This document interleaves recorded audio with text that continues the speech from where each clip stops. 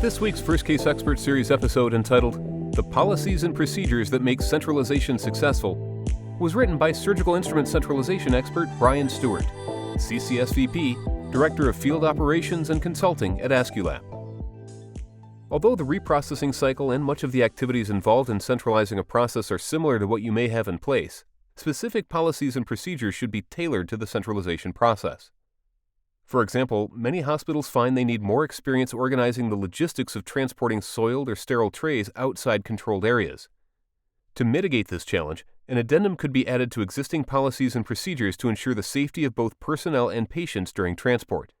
Similarly, if you're consolidating activities such as sterilization, decontamination, or inspection, your existing policies and procedures will likely need to be adjusted to reflect these changes. This may include training for employees, equipment upgrades, or even policies requiring special documentation for instruments and supplies. Other policy and procedure changes can lead to a more efficient workplace with less employee stress.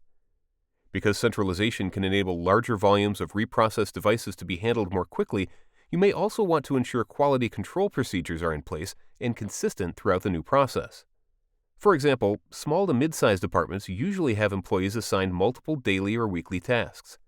In a centralized setting, staff may no longer be available to unload, scan, or stage washed sets for assembly due to the increased volume.